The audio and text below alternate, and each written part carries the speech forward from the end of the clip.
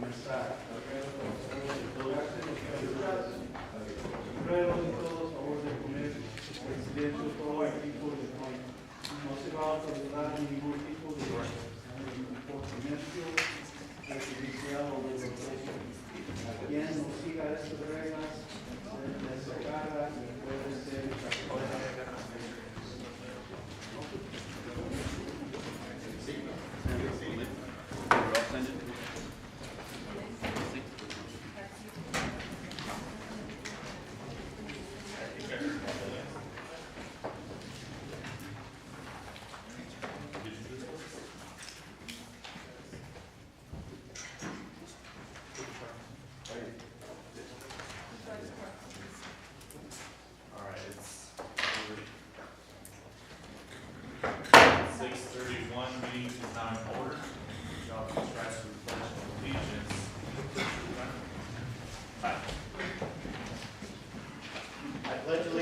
to the flag of the United States of America and to the republic for which it stands, one nation, under God, indivisible, with liberty and justice for all.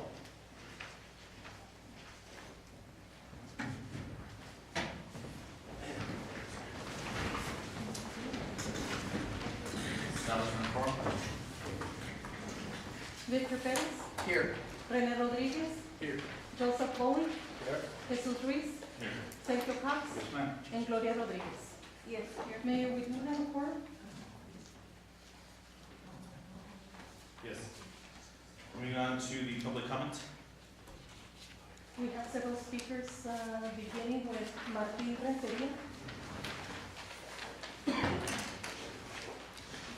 This is my first time here, so I'm not sure. Mr. Renteria, you have 3 minutes. Okay. Good evening, Council. My name is Martin Renteria, and I'm just here just to formally introduce myself. I'm a candidate for Justice of Peace for District 6. I do understand that you have your own municipal court, but if elected, I hope someday to work with you if in any issues that I may help the city of Socorro. I've got 20 years of manufacturing experience. I'm currently a teacher at Mountwood Middle School, and that's one of the main reasons I decided to run. There are some alarming and concerning issues with truancy, so I hope to bring together my experience as a teacher, along with the judgeship, with the Justice of Peace, and maybe set up some preventive programs for the kids, where we go out and speak with the kids and about truancies, consequences of being truant, and the rewards of staying in school. So this is just I just wanted to take this moment to introduce myself and want to get familiar with the politics of our Lower Valley. I am a lifelong resident of the Lower Valley. I live in Clint. I went to school in Pavements, and I hope to be working with you guys soon in any issues. Thank you very much. You'll start seeing some of my signs. I'm doing some campaigning here on the weekends, passing out flyers. My signs are all being put in places where I haven't gotten permission from the owners to put signs. That's just some information I wanted to share with you. Thank you for your time. Thank you. Thank you, Mr. Renteria. Good luck. Carlos Cisneros.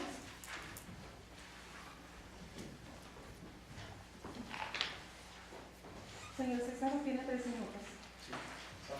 Solamente que quería preguntar, porque, bueno, preguntar, dejarles saber, ¿verdad?, de que hice una solicitud para que me dieran permiso para un taller en la calle Tander, cerca de la Horizon. Tengo ahí junto a mí 2 talleres ya, ¿verdad? Un taller que se dedica a reparación de radiadores, otro de carrocería pintura.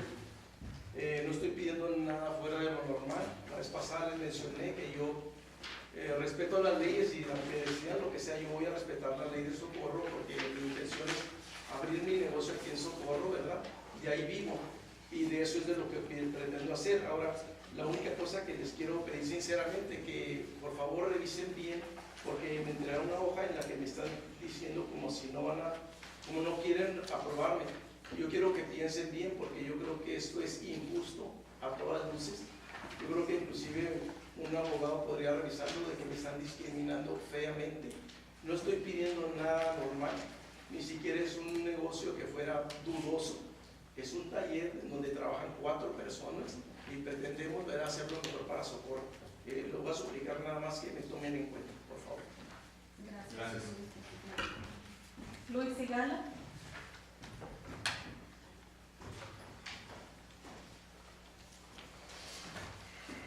Señor Sigala, tiene 3 minutos. Buenas noches. Ya hace como 3 años que hicieron el master plan y se pidieron en ese tiempo $365,000 y no hicieron nada. Luego después otro master plan que pidieron lo mismo y no se hizo nada tampoco. Ahora ustedes quieren hacer otro master plan y van a hacer lo mismo.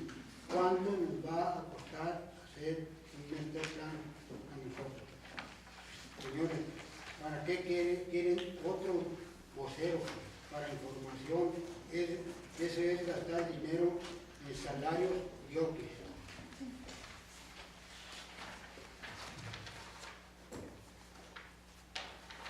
Dime con quién andas y te diré quién eres. Muchas gracias. Gracias. Sergio Jaime.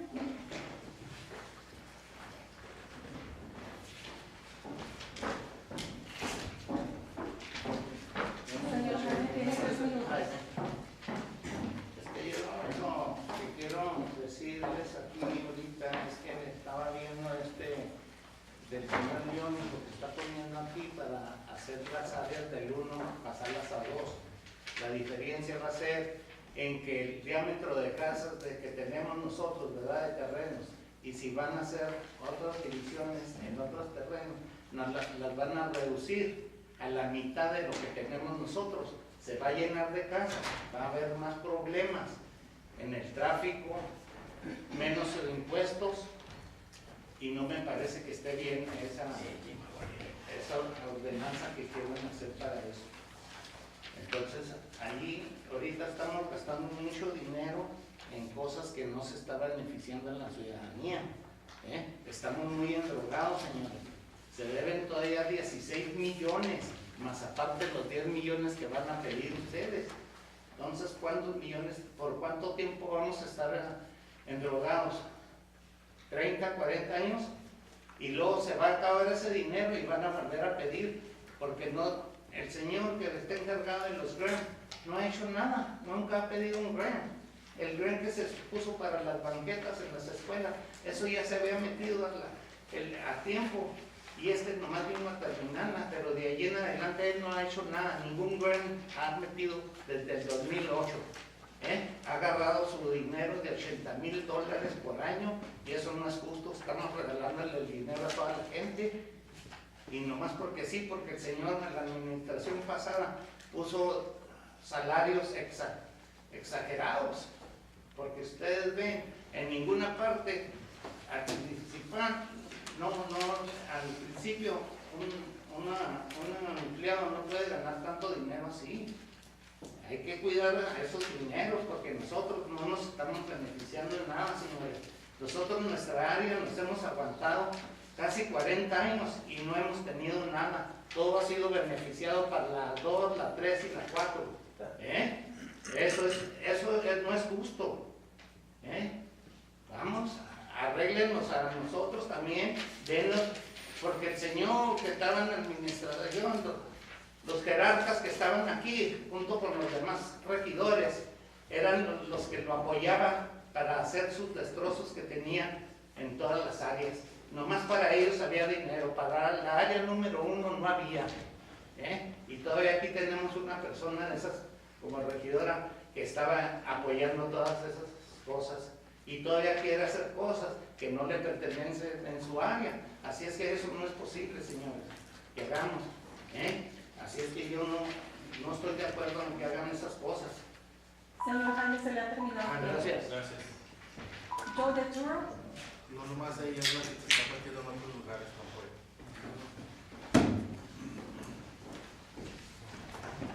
Good evening, Mayor and Council. Mr. de Turo, you have 3 minutes. Thank you. Joe DeToro. I just wanted to make some comments, and I'm hoping to be able to stay the whole meeting. I've signed up for a few items, but I just wanted to run down some of them real quick in case I have to leave. Item 15, you're talking, there's an item introduction of first reading, and we, at the Planning and Zoning Commission, we addressed this issue with you once before. We sent it up to you, we denied it, you kicked it back to us, and again, we denied it again. We don't really feel that it's appropriate at this time to allow this particular property to have a change to it. Item 16, I brought a copy of the agenda item dated 21 June of 2012, where they wanted to rename Horizon Boulevard to Buford Road, or parts of it. I remember coming to that meeting, and I remember saying not to do it, but it fell under a consent agenda, and it took 3 votes to do it, and we know how that went. So, for 2 years, it's been laying dormant, not going through its proper changes like it should have went. I know we have a project in motion right now for an expansion, which brings up another issue. Why has the people walked off the job? There's no work going on Horizon Boulevard down here, and TxDOT's ponding areas. All the rock walls are incomplete. So when does TxDOT plan to finish it, and why is there no longer construction on Horizon Boulevard? Really quick, if I may, Mr. Tour, that's because the utilities are being transferred over. Okay. Before you get to the railroad tracks, they're changing all utilities over, so until they do that, they're not gonna be working. Okay, well, let me get my 3 minutes. On item 24, you're talking about purchasing the Thunder Road in Rio Vista, land on that area. I would really like for you to target what you want to call your project on the upper side of Stockyard Road and the lower part of y'all's property on Thunder Road. You either need to call these things either a detention pond or a retention pond. You have never ID'd which way you want to go with it, and I would like for you to finally name it. Name it either a retention pond or a detention pond, so you can fall under the constraints of construction to know the proper way of building it, okay? I think you need to stay away from Thunder Road and people's residents to buy their property up.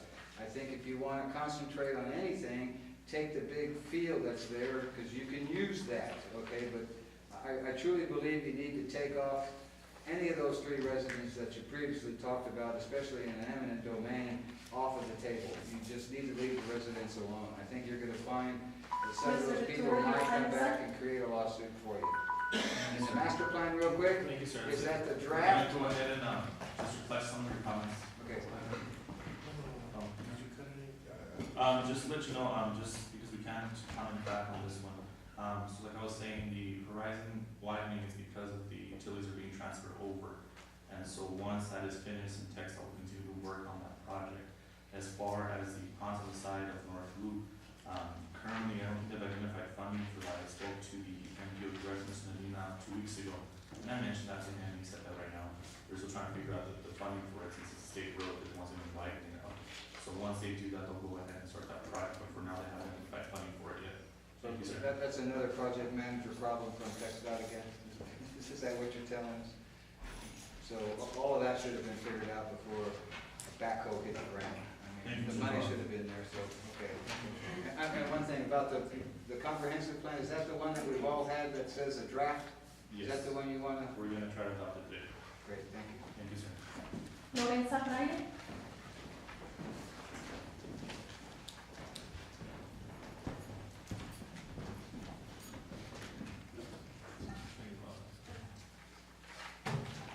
Mrs. Fraile, you have 3 minutes. My name is Lorenza Fraile, and I'm here this evening because I'm concerned on the actions of some of our elected officials. The actions of our elected officials should be questioned based on some concerns.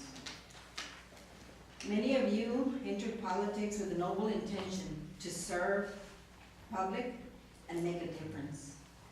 In my opinion, some council members are motivated more in beating on each other rather than solving the problems.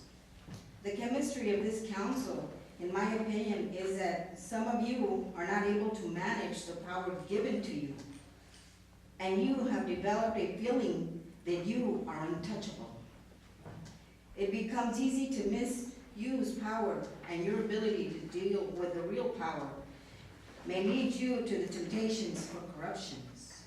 The power you get make temptations for corruption too strong to resist. The corruptions in El Paso has been investigated, and that's an example.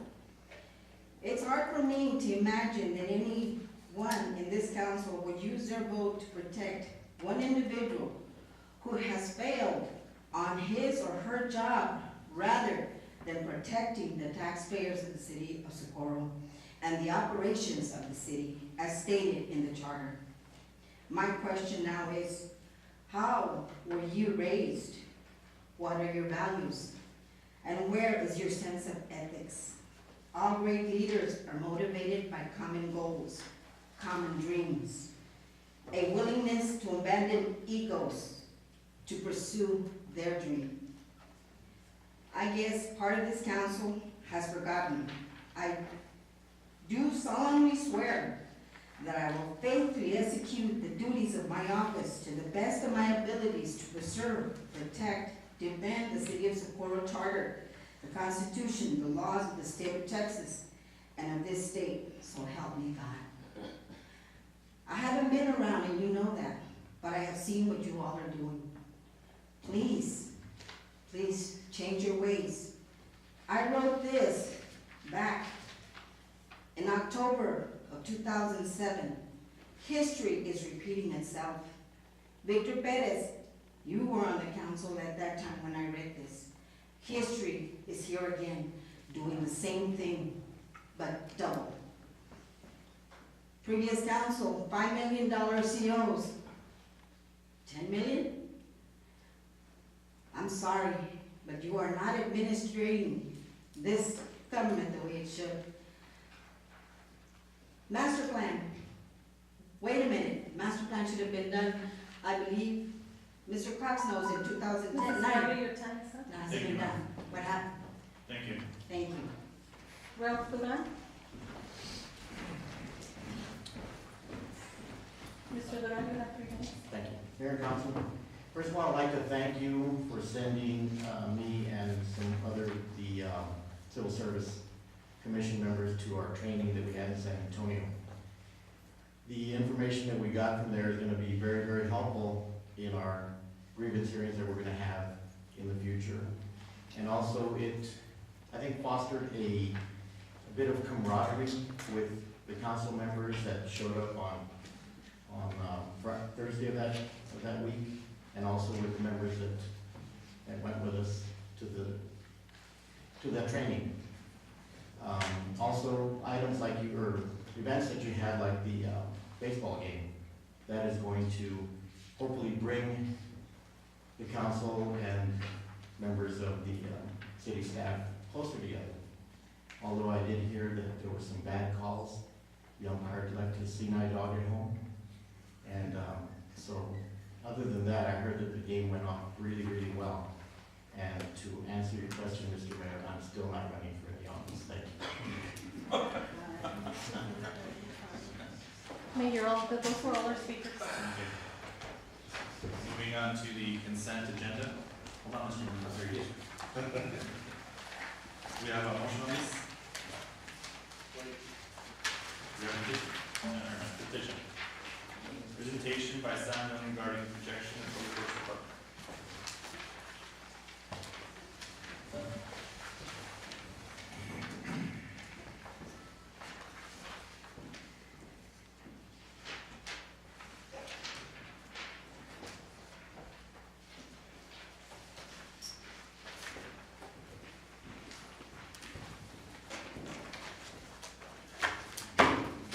Good evening, Mayor and Council.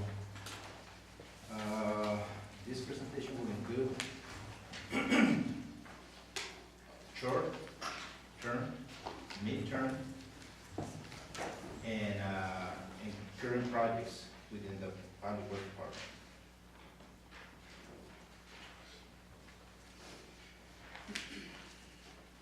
In our department, we have activities conducted year-round. Potholes,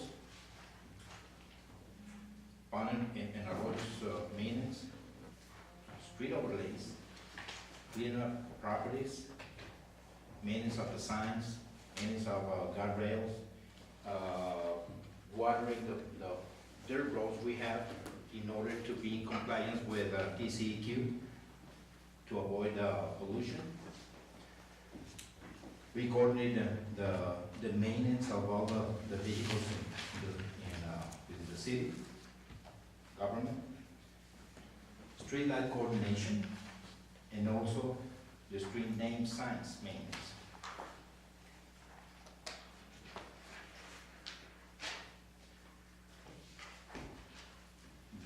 These are the details I am talking about.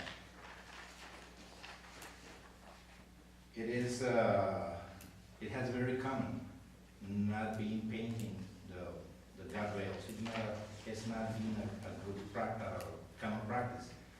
But we have noticed that a lot of accidents have happened because the guardrails are normally gray, similar to the concrete of the streets or asphalt pavement or sidewalk or whatever, including bridges. So this part of the things we are doing, and the purpose, in addition to protecting the properties, is to protect services. As you can tell, we have 4 gas meters.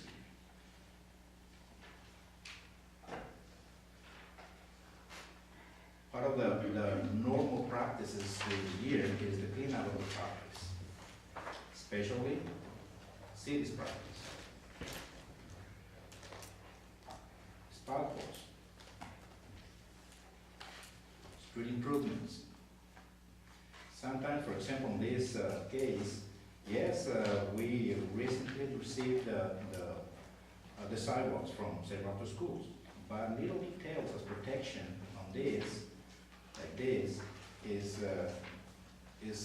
additional work that we need to implement to accomplish our safety. Short-term projects. This is within 1 year. Number one, we have street signalization. We already started with that. We started with on district number 1, and we're going to be in sequence till number 4. Okay. We have discussed about road improvements. We have discussed about the reconstruction, drop inlets, and I'm going to be showing details of these activities later on. We're going to be working on parking areas, the new parking areas, but it will depend on the land acquisition, because we have discussed that we need to do something to be more protected on for flooding. We're planning to make the remodeling project on Rio Vista complex, not only the restroom, but also the interior walls. We're planning to have an additional working area because we are kind of crowded on land. The reactivation of the driveway project will depend on council decision, but we need to include it here as you decide. We're going to be working on critical water concentration. We have them perfectly located. We are working on the design. We already have the design. We are locating the material we're going to buy. Part of, especially in family, Yamaha, in front of Bulldog is terrible, Skyline Circle, Soya and Lydia, Scudo and Haynes, Stedham Circle. We are providing information to special projects, grant administration. We're working right now on the concrete lining for the arroyos, road improvements, and several schools. We're gonna be closing the gaps we have on those. These are the details we have suffered we're being suffering right now. For many years, we have had this discussion that for some reason, the city of Socorro cannot have elevated curbs and gutters. And the justification of that is because we don't have storm sewer system. My opinion is that is not a good justification. We can't defeat that. Why? It's just a matter of playing with the design of the street. It's just a matter of playing on creating a specific low point, concentrate the water, absorb the water, or percolate it to the south ground, and making the curb gutters. This is the plan. We already have, this is within the city of Socorro. This is by North Loop, coming from city of El Paso towards Socorro. And this is what I'm talking about.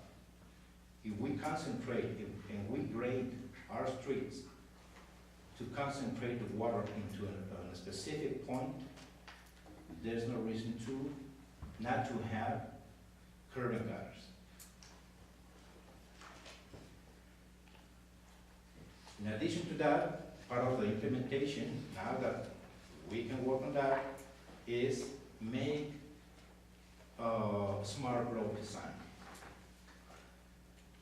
If we can also implement this type of designs, because if we have the sufficient right of way to create a 4-lane drivable, two lanes drivable, and 2 external lanes to park, in addition to the curb and gutter and sidewalk, we're going to be able to implement this type of new concept.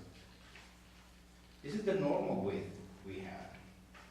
Most of our streets, not all of them, but when we have the sufficient right of way, we're going to be able to implement it. What is the great impact of having a curb and gutter? This is the concept of the French bread. What I'm talking about is protection of what we have or what we're going to have. I'm trying, and I already discussed this with the post office. I proved to them that they are driving in our shoulders. Now they're not driving on the streets.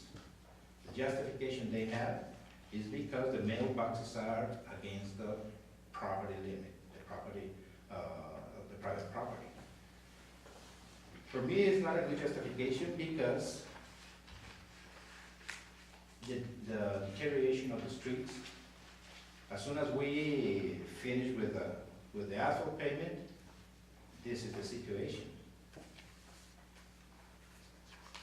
I already discussed this with Lower Valley. They are in agreement, both agencies. For example, the Lower Valley mentioned that they have tried to implement this, but they haven't had any success. The same situation with the post office.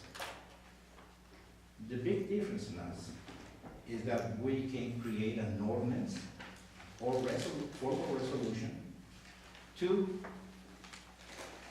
avoid this situation. Number one, first instance is let's create an ordinance not to allow the trash can be right next to the property limit.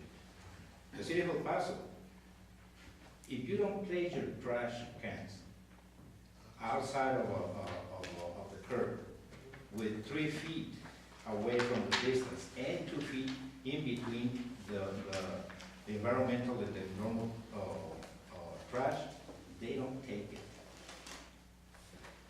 We need to do something in this respect.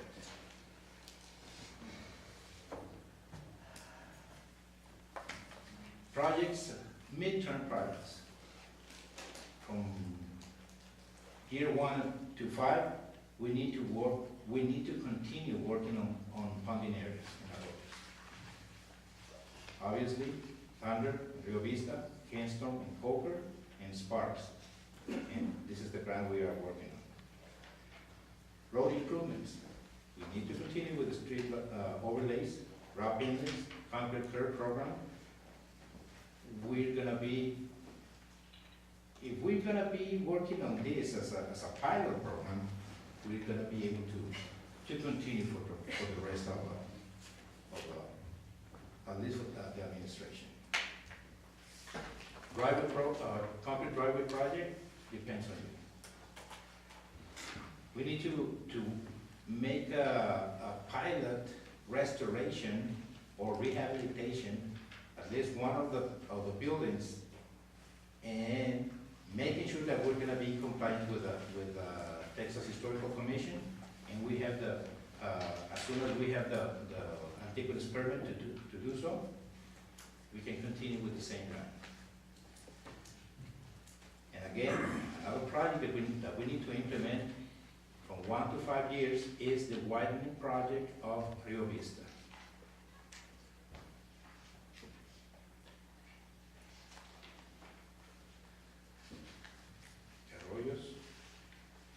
This is, as I mentioned, we already started with the new signalization project. This is an example. Let's see. This is an example of the old type of signs we were using. This is engineering grade material. It has some kind of reflection. Okay. We are changing the size also on the street name plate. Okay. This is the new concept. This is an old street line, the street stop sign, and this is the new one.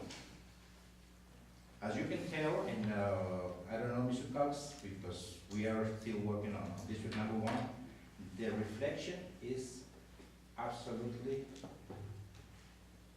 superior. What was that last night? This is we can identify and see the new signs from 3 or 4 blocks away easily. And we're going to be doing this, and gradually we're going to be changing the rest of the signs within the city of Socorro. There are thousands, but we're going to be working primarily with the signalization projects. Next to this, we're going to be implementing the speed humps. I'm not going to be moving the workers, the employees, the public employees, until we finish with the signs and speed bumps in a specific district.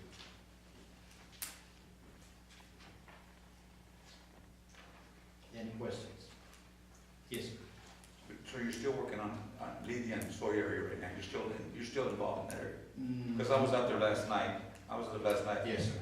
And I know that here in council, we discussed putting some additional stop signs other than the 6H program at the corner of Lydia and If you send it to me in writing, by email or some little note, I'll be more than happy to do it, because I don't want to put it in my memory, and after all, I don't want to lose it. you and I went out and we saw it, where it needed to be on Maxine and Lydia. No, that is why. And that was part of the signalization. Yes, yes. No problem, everything's gonna be covered. If I was there, everything's gonna be covered.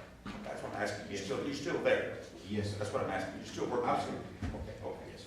Just a question, Shalini, Yes. and I made a flippant remark just now because, I mean, the stop signs are up and they don't last very long up, and so, or standing rather, and so my question would become, is there something in place or a plan in place that, where you're gonna have a barrier, at least to the base of the sign? Because, I mean, I can tell you, I use Place Road all the time, when my parents are, and there's a new sign, and a few weeks later, it's a sign that's, you know, dented or folded over or whatever, and so. I think it will be considered according to the incidents, because if we're gonna be, you know, implementing some sort of protection, we need to make sure that we're not infringing or creating a specific obstacle for the drivers. And also, if we do it, if we're not doing it in general, it would be a good. And the only reason is because we're investing money in the signs, and then we're investing money again to replace signs. I mean, it's not- Yeah, what's the possibility of making them into like holograms? They're just there, they can't touch. Well, one of the new accessories we are requesting is vandalism proof, apparently. A very special type of nuts, a very special type of screws and plates, things like that. But again, if they wanna destroy it, they will do it. Right. It's just- Yeah, definitely. So that's part of the coordination that we're gonna be also requesting from police department. Yes, sir. I have a question. In my district, you know, from railroad tracks to Bowman, north to Sheffield has sidewalks on both sides of the street. Rankin has sidewalks on both sides of the street, which are in somebody else's district. My district is on the right side, and there's no sidewalks anywhere. Unfortunately, the length, the amount of sidewalks was determined by the ground plan. State Russell School. Exactly. Initially, we all were very happy that we were going to have sidewalks in a 2-mile radius for every single school. It was also, if I'm interrupting, sir, it was also, I was here to work that night. Yes, sir. And it was also, we weren't assured, that it got changed later on, but at least one side of the street was gonna get a sidewalk for the St. Roster School so that we could stretch it out on more areas. And like Mr. Boning says, there was some streets that got sidewalks on both sides when they were actually only entitled to one. Oh, well, obviously that's council decision. That was that area, okay. Yes. And me, follow-up question, please. Yes. Lori, go first. Well, let me finish my question. I know that, finish my Lori, go first. Lori, go ahead. When we looked at the plans for the sidewalks to school, they followed everything that they had to do. In some streets had sidewalks just on one side of the street, and that's what the grade was allocated for. So that's the way they did it, Mr. Bowling. Yeah, but to me, it's unfair because It may be unfair, but remember, two we sides didn't and I don't have, have nothing. but remember, we didn't have There's anything. one side, one district and one side on the other But district. we didn't have anything before, so let's thank Right. God that we have something now. And later on, they can probably come back and work on another grant and we can approve.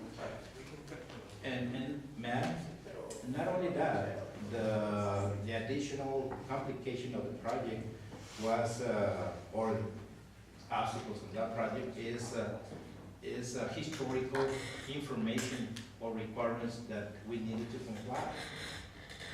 And problems with the right of way of different schools. So we were, eliminating sections that we couldn't do. In addition to the amount of money as allocated for or approved for every single school was also limited.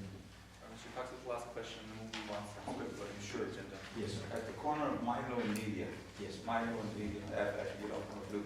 Yes. Is it our crews that are putting up these stop signs, sir? And if they are they also responsible for taking down the old stop sign? So that we don't have 2 stop signs standing there? Yes, that's our responsibility. Okay, because they're still there. The owners are still there, what I'm getting at. Okay, keep in mind that we're gonna be working on the signalization, okay? Right. probably we're gonna, because they're gonna be jumping from one intersection to another, even though having details on the specific intersection. But they are working right now on signalization. If we deviate the workers to do additional signalization. Put one in, pull one out.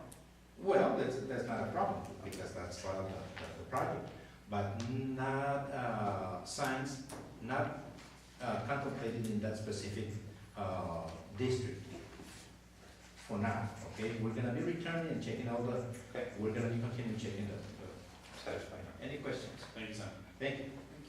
Okay, now we got the consent agenda. Is there a motion on this? Make a motion to approve. Is there a second? Second.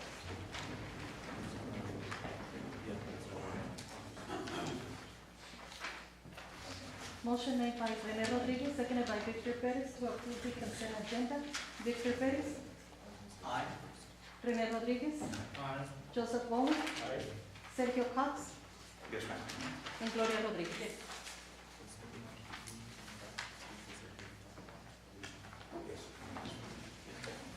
All right, item number 11, swearing in of commissioners, Mr. I'll be Mr. Gil as speaker.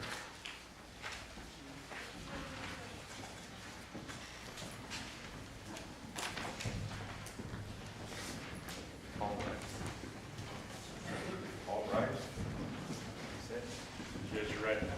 I, Ralph Duran, do solemnly swear or affirm that I will faithfully execute the duties of the office of the Board of Adjustments of the City of Socorro, Texas, and will to the best of my ability preserve, protect, and defend the Constitution and laws of the United States and of this state. I, Ralph Duran, do solemnly swear or affirm that I have not directly or indirectly paid, offered, promised to pay, contributed, or promised to contribute any money or thing of value, or promised any public or employment as rewards to secure my appointment or confirmation thereof. Congratulations. Yeah, what's on it?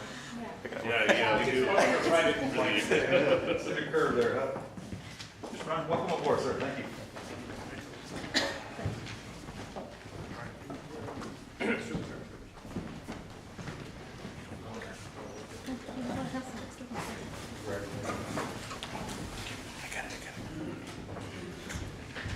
All right, this time, I do see we have an item 25. I know the gentlemen are here, I don't know if they're here to discuss or not, but I'm assuming that they're here. So we can go ahead and move that one up, so we can discuss it now. Motion to move item 25 forward. Second. Motion made by Victor Perez, seconded by Gloria Rodriguez to move up item number 25 to be next on the agenda. Victor Perez, Aye. Rene Rodriguez, Aye. Joseph Bowman, Aye.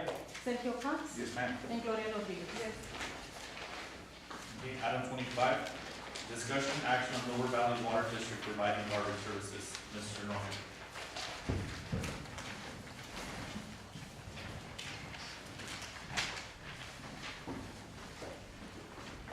Good evening, Honorable Mayor and City Council. Basically, what I have before you is a proposal essentially to allow the Lower Valley Water to provide garbage services for 3 particular locations in the city of Socorro: the police department, the administration building, as well as the Rio Vista area for garbage service. Currently, we have El Paso Disposal providing that service, and with a comparison of the cost, essentially it will save about $51 per month by switching a 2-yard dumpster service with 1 day of collection over to the Lower Valley Water. And that's essentially what I have presented today. All right, any questions from Mr. All right, a motion to a second. Second. All right, a motion to a second. Any discussion, Mrs. Rodriguez? No. Anybody else? Well, it's gonna save us $612 a year, so I think it's a good idea. Any comment from Ms. Hopkins? mistaken, I think the new director of services, I was going to see it. Mayor, City Council, I appreciate the opportunity for the Lower Valley Water District to provide the service for you. I think you'll see a difference in the type of service that we provide. Also, if I may take this opportunity to introduce our new general manager, Mr. Jack Alejandro. And I went back to the solid waste management field. All right? Welcome. Good evening, Mayor, Member of Council. I just want to say thank you very much. I'm looking forward to working with the City of Socorro and give us the opportunity to provide the services. Thank you very much. Congratulations, sir. Thank you. We have motion second. Motion made by Gloria Rodriguez, seconded by Rene Rodriguez to approve item number 25. Victor Perez. Aye. Rene Rodriguez. Joseph Bomi. Sergio Cruz. Yes. And Gloria Rodriguez. I have a request from Mr. Cox as well to go ahead and move on to the next on the agenda, item number 20 and 33, because they both just because Ms. Diaz is here, that we should go ahead and not go beyond. I make that motion. Motion made by Sergio Cruz, seconded by Gloria Rodriguez to move up items number 20 and 33 to be next on the agenda. Victor Perez. Aye. Rene Rodriguez. Aye. Joseph Bomi. Aye. Sergio Cruz. Yes, ma'am. And Gloria Rodriguez.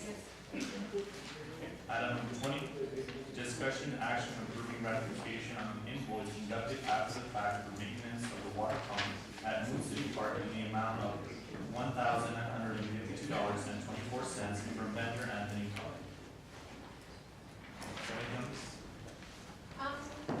No, it was for services that were conducted back in October. Our pump stopped working, so we had to call Anthony Pump. At the time, we didn't know if we restored the warranty or not. They were the ones that initially installed it. It took them a while to go ahead and pull up the motor. Once they did, they realized that it was the motor that had completely locked, so they had to go ahead and repair it. And then, about 2 months later, they told me that it wasn't under warranty, and that was the bill. So that is why When you're everything's okay, the pump is working now, and it's ready to go ahead and start watering again for irrigation season. All right, we have a motion in the second, any discussion, Mr. Rodriguez? We do have a speaker, Ralph Duran. Anybody else on this? On 22. On 20? I'm sorry, 20. I'm fine. All right,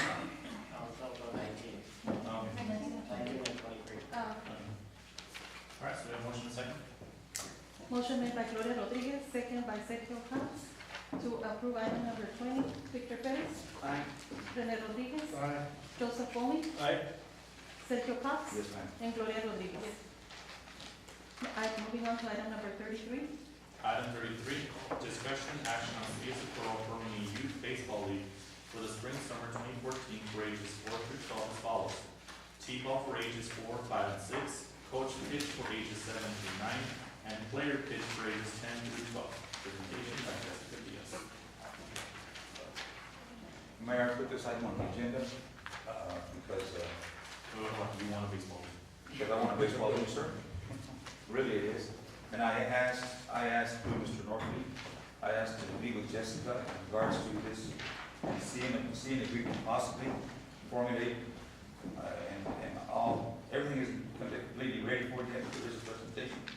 I asked Jessica and I asked Mr. Northby to provide, have her look into it and see if maybe we can do a feasibility study, maybe get one point for this year, see if we have the car service in place and some of the equipment already in place. On that note, Ms. Jessica, you ready? Yes. Okay. When Mr. Norfling went ahead and asked me to go ahead and start looking into it, I was able to go ahead and meet with both the Horizon City League, Baseball League, and with the Fabian Cotton Valley League. They were able to go ahead and provide me with information as to what equipment would be necessary provided by the city, what kind of guidelines, drafts, things like that. So what I've presented is just a small summary of the information that they went ahead and provided me with. I did go ahead and, with the information that they gave me, go ahead and look into a couple of figures, such as things that we will be having to pay throughout the season. Now, the costs are based on a basis of 8 teams per age group. There would be 3 age groups in the league. The first one is for T-ball, ages 4 to 6. The second one is for ages 7 to 9, and the third is for ages 10 to 12. There would be approximately 12 children per team, totaling about 288 children. The league would be insured through TML at no additional cost. I did go ahead and contact TML to go ahead and get a quote. They said that it would have no additional cost to the city as long as a city employee is present during practices and games. The additional workers' compensation charges might arise from the hire of a new employee to be present during the practices and games, and the employee would go ahead and work approximately from 60 to 20 hours a week. That's for taking into consideration all of the practices, giving each team enough time to go ahead and practice and games, which I will go a little more into detail later on. The registration fees are average about $50 per child, which would cover the cost of their shirts, their caps, the umpire fees, and the background checks for all coaches and volunteers. The collected fees would be $14,400 based on the 288 children. Just really quick, Jessica, is that the normal fee, $50? Yes, that's the average. That is what both the Con Valley League is charging and the Horizon City League. The fees would go ahead and be used to cover the umpire fees, which average about $20 per game. There would be 168 games per season, coming out to $3,360. They would also go ahead and cover the shirts and the caps, configured at a cost of about $13 per jersey and $12 per cap. The jerseys would come out to $3,744, the caps to $3,456. There's one coach usually per team. There's 24 teams. We would have to go ahead and conduct background checks, averaging about $30 a background check per individual. So that would go ahead and come out to $720. The total cost for running the league would be $11,280, from which we would go ahead and get that money from the fees collected, which would leave us with $3,120 to go ahead and purchase essentials such as equipment that is wear and tear during the season, maintenance of the field, things like that. There would be a startup cost, however, that would be provided from the city in order to go ahead and purchase equipment, which we don't have at hand. The equipment would consist of bases, bats, balls, catchers, gears, helmets, chalk, and of course staff. According to what I went ahead and... I'm sorry, I don't mean to interrupt. Yes, just a question. Does the city have to provide a seminar or workshop to the parents about conduct and those kinds of things? Yes, and that is... Is that cost at a no cost, or is that also projected in the... That is at no cost because it would be run by the city, so the city would go ahead and provide the workshop. One question. Yes. Okay. El Paso leagues, when they go, they have to provide, the teams themselves have to have their own mittens, their own balls, their own bats, stuff like that. So basically you're telling us that we have to provide all of that for this team? Just saying. To go ahead and start up, a lot of the times what they do is when they collect the fees, they allow the coach to go ahead and keep the fees. Since we don't want the coaches to keep the fees, instead we want to go ahead and collect them to avoid any kind of fraud or anything happening in the future.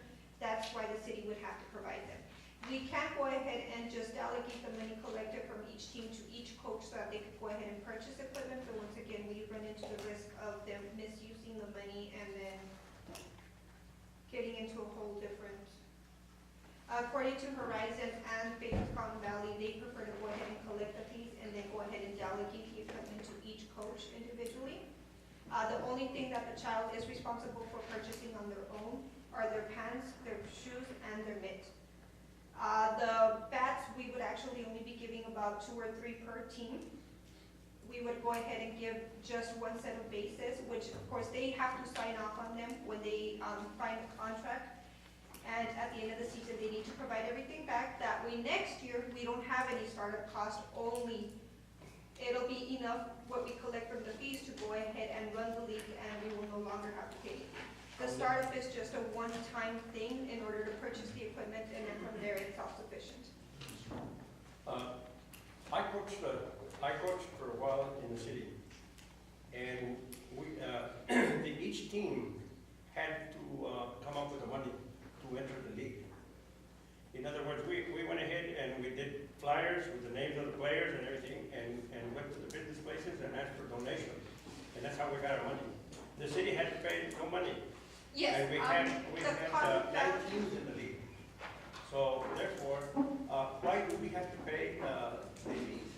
Con Valley and Horizon League both did tell me that they go ahead and accept donations. However, donations that are accepted to the city are usually go back into the general fund.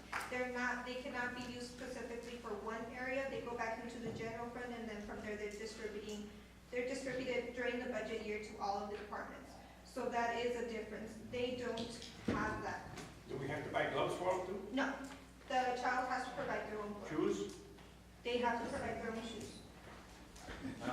Maybe we'll get to this later, I'm not sure. But what about in terms of ambulances being at the games or anything like that in case an emergency happens? Will there be a paramedic out there or anything like that? Or do we have to provide any, so like Mr. Bettis mentioned, how the parents behave sometimes? Do we have any security at the events, any type of medical attention kid, if it happens to them? It is, according to TML, it's not necessary for us to go ahead and have an ambulance at site, life ambulance, or to go ahead and provide security. Since it's a child game, and they hope that everything runs well, we can go ahead and provide it, but of course that would be an extra cost, and we could go ahead and see from the $3,000 that is left from the registration fees to go ahead and assign it to go ahead and get maybe one security guard there for the time of the games at least. Jim, just a question real quick, just brought up TML. When we talked about the Christmas festival, we said we did the waivers for the kids, it wouldn't be enforceable because they're not adults. Now, how would that work here in a situation? For example, we couldn't do the piñata because that was dangerous, or it involves like kids, that's okay. Would we be covered by that by TML? Would it be any type of enforceable? Can the parents still go out and say, well, hey, The parents would need to go ahead and sign a waiver fee, which I would have to go ahead and get with legal to go ahead and come up with the proper documentation, which is also included on here as well. We would need to go ahead and come up with the proper documentation for waivers for the children, which of course the parents need to go ahead and apply and sign. We need to go ahead and create a contract or a volunteer form with the coach itself that is volunteering their time. We need to also go ahead and get the guidelines, draft guidelines. We need to go ahead and, there's several documents that need to be created, and I would go ahead and be doing all of that legally. It's always a good idea to get the waiver signed, but I think the legal reality is still the same. It's a minor child, that minor children can't sign away the legal rights, and their parents can't really do it for them unless the court's involved. So you still have an enforceability problem. Definitely recommend doing it. It at least reduces your exposure, but it doesn't eliminate it. According to TML, the only time that the city would be liable for any kind of cost or fees would be if, let's say that there's a hole in the ground and the child runs into it and gets injured. However, if the child gets injured due to a ball hitting them, then that is not part of the park. And not only would TML go ahead and just see it at that point, that's why they want a city employee there to go ahead and assess the injuries or anything like that. But at the same time, parks are usually, they're not held to the same standards unless it was a direct contact from an employee or it was something that maintenance failed to go ahead and fix. We'll go ahead and start our finished presentation, and then we'll ask more questions at the end. No. Sorry. But before you go on, Mr.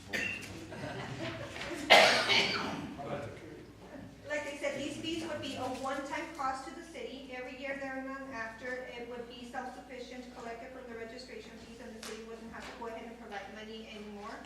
The cost of the equipment for the purpose of initiating the program is a one-time cost only. And like I said, it's only for initiating the program. In other words, it would be like a donation from the city to go ahead and start up the program. After registration, the league would hold tryouts in which coaches and the city employee would rate each individual player. After the tryouts, the coaches would collectively participate in a draft in order to pick their players. The guidelines for the draft of the league, volunteer contracts, and participant waivers would need to be written and sent to legal for review. in order to go ahead and make sure that we have all the proper documentation and we're covered. The baseball season would consist of 10 to 12 games, running from mid-April to the end of June. A final tournament game would be played by the winners of the City of Socorro League against the Horizon League. And they have agreed that if we do go ahead and do this, they would love that, just even for bragging rights. Upload the trophy. The final game would be played during the month of July. Each team would get a 1-hour practice twice a week. The games would be played on Saturdays from 8 in the morning to about 4 o'clock in the afternoon. T-ball games are to last no longer than 1 hour. Youth baseball games are to last no longer than an hour and a half. The game as a whole should not exceed 5 innings because we are talking about Little League. And that is all I, yes. Just two things. With the waivers that we want, consent, right? Holding the city with a, what is it, a hold harmless clause, that nothing is going to, there's no repercussions to the city if the child gets injured. 1, 2, I don't know, maybe, I don't know if it's worth considering, just looking at the wording that the University's Interscholastic League has. They're the ones that govern all the sports for the public school system. And so I'm sure that them, instead of having to investigate and research, I think a lot of that stuff may already be in print. Okay. No, thank you. Is this gonna be co-ed or just strictly boys? That is something that we have not talked about. I really would like, Co-ed, right? yeah, I co-ed. think, yeah. Doesn't matter if, you know, you get picked, it shouldn't really matter. Would we file under Title IX, as far as allowing girls to participate in those kinds of things, especially since we're using public funds? I can answer that question for you. Both of the other leagues have girls participate in the draft. A lot of the coaches have their daughters and they're volunteer coach with their daughters playing along with boys and stuff in that age group. It doesn't change until after you get to junior high and so forth. I have noticed that in leagues, the coaches have those kids out at 2 o'clock in the afternoon practicing with a heat of about 110, 105. By the end of the season, they're burned out and they don't want to play baseball no more. Is there any way that they could be scheduled to do it while it's not so hot? In the summer, unfortunately, the only time when it's not so hot, it's really, really early in the morning or late in the evening. And we Yeah, but don't they're out have, there at 2 o'clock in the afternoon sometimes. yeah, the games would be from 8 to 4 and that's mostly because of the lighting. We don't have a lot of lighting at Rio Vista Park or at a lot of our parks, so it's very hard to go ahead and do any kind of program in the evening. Even practices, we need to go ahead and work around that so that they won't be there too late. And let me add to that, the city would be able to regulate that as part of the league rules where they wouldn't be out there in the heat of the day. Now on Saturdays, it can't be held because they're only playing games all day long. Correct. So, but they'll be in shade of trees at least for a while. Yes, and we would go ahead and distribute, this is the time when you are scheduled to go ahead and practice and at this park. And we would have to go ahead and make schedule for every league team. I have just 2 questions.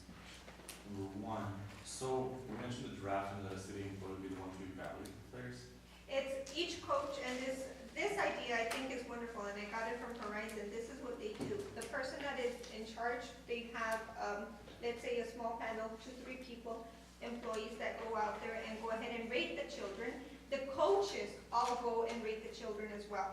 And they go ahead and rate them as this person is rated high, first pick, second pick, so forth and so forth. When they go in the draft, you go ahead and pick the person from your first pick. If that somebody else already got them, then you should have 3 or 4 names already as first pick, as second pick. That way, you can say, well, this is my 8th pick, and they're one of the best players. So the city actually tries to go ahead and no. That is one of the best players, that's a first pick. If you choose to pick another best player that's in the first pick, then somebody else has the opportunity to go ahead and take them. And I have to finish all of the guidelines, but the way that they do it is to go ahead and prevent one team from coming in with the best players, overpowering everything, and discouraging the rest of the children from playing. I don't know, I'm not too fond of the idea of a draft, mostly because we're trying to get people to come in and play, and then one way we can discourage them by saying, hey, you're the worst player on the thing that we saw, and you can be the last pick. I mean, we know how kids are nowadays, it didn't used to be like that, before, so you Well, try out and whatnot, hold on a second. Now, going back to the draft, I mean, I guess going back to old school, I see the Mighty Ducks movies, and they have like districts, right? So they have like, instead of having like just, they divide the state into districts, and then from each district, they have like a team or two or whatnot. Now, would it be feasible to do that here, where we divide like, let's say 4 districts or 6, and then put the 24 teams divided into the districts, so that you don't get somebody, for example, you can keep the tradition rivalry between Sanchez and Socorro, where somebody from Sanchez, gets Socorro or whatnot, just areas of the city. Because how would it work with 24 teams? Would it just be randomly the top teams on to play Verizon, or how would it work? It would be, no, we would go ahead and assign, each team gets to go ahead and play against each other. From there, we go ahead and get the best 2 teams that have, let's say the 2 teams that have won the most games to go ahead and play each other, and then that is the winner of the season for that particular age group. And then that is who would end up playing Horizon, because that's more or less what they do as well. It's kind of like what they do in the school system. Okay, now how feasible is it, because I noticed that you want to do this by this year, how feasible is it to have it done in mid-April, I think you said was the start date, in 2 months? We would need to go ahead and, if council goes ahead and approves it, we need to go ahead and start, putting information out there so people could go ahead and start looking into registering, so we could go ahead and start getting coaches. There have been some people saying that if we were to start something like this, they would go ahead and volunteer. And these are a lot of the people that currently come and use the parks, and they're talking about just playing against, this is my team that I made by myself, and this is the team that I made by myself, and they have many tournaments, but it's not a league. So they have definitely come and expressed, well, if, something like this is done, then we would be more than willing to go ahead and volunteer. Just one final question from me, and Lori had her hand up. Just final question, so the initial 20 grand and the money that comes with it, I mean, where would we get the money from, since we didn't budget this year to start any type of sports league, or how that was? I mean, since you did the research and what Mr. Cox and you got together and whatnot, so did you guys figure out where the money would come from? Because I mean, I'm all for having a youth baseball league and what, a youth little league, but if we don't have the funds budgeted for that, that's I guess why I asked if it's feasible to have it in 2 months. I mean, we're gonna take money that we didn't budget for and then basically go ahead and do it. Where would we finance the project? To tell you the truth, that is something that we haven't, the only place from parks that it could come from is from support activities. However, most of that money is already allocated for future events. But did you guys discuss it? Because I think that's where did you guys discuss where the money would come from? I did not know. I think it was just to go ahead and get the information to go ahead and present it. But Mr. Cox, did you figure out what you Mr. Norfeld, I'll have to refer to you on that one, sir. what's your projects, or did you look into it? But I work with Mr. Norfeld on this, okay, so would be the one who would know they have the answers. I would refer to you, sir. Basically, it will come from the fund balance or the reserve, is basically the location for the funding. Okay, I would just recommend the next time, anybody does a project, make sure they know where the funding will come from. Mrs. Rodriguez and Mr. Paul.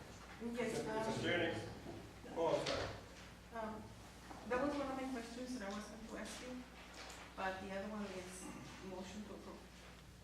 Provided you bring us some kind of update as to how it's going to be made, how the process is going, and how much money is being, spent.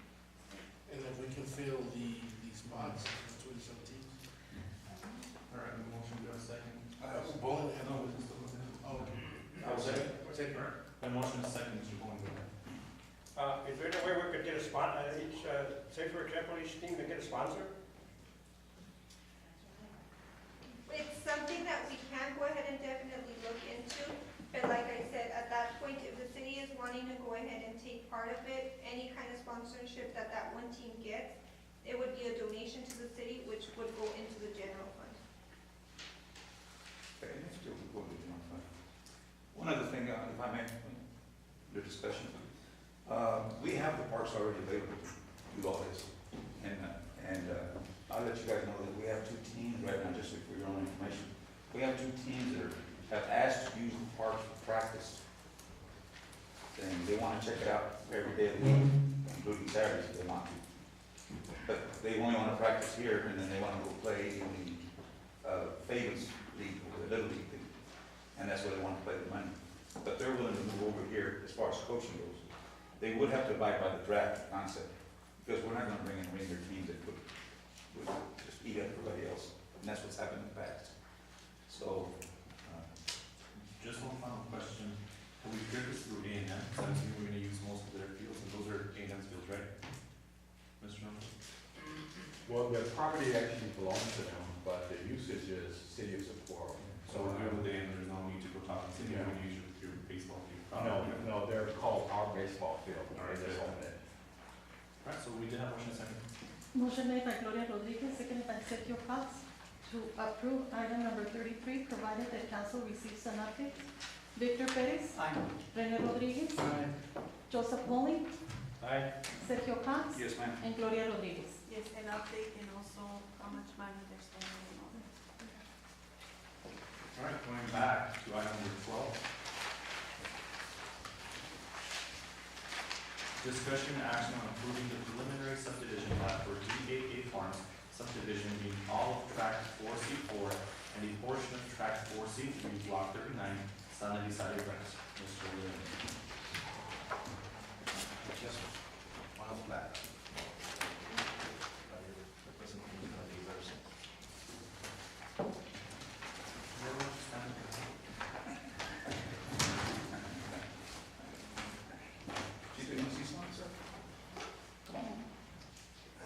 Do you have it up there too, Sam, or is it just? Yeah, no, you should have that one. Sorry about that. This is a preliminary plat approval for DAA Farm subdivision, being all of tract 4C4 and a portion of tract 4C3, block 39, San Elizario Branch, El Paso County, Texas. The property is located at the intersection of Socorro Road and Hole in the Wall Road, southerly located at 4.7 miles from the city of Socorro limits, within our 5 miles extraterritorial jurisdiction. In reality, this is a farm subdivision. I presented this before Planning and Zoning Commission with a recommendation to be approved with several conditions. Number one,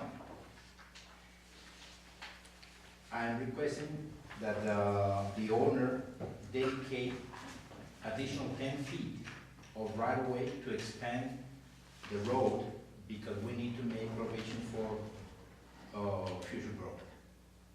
Number two, I'm requesting 10 feet of utility easement along Socorro Road, because we need to allocate, I know that this is a farm subdivision, but we need to make the provision for future interconnections.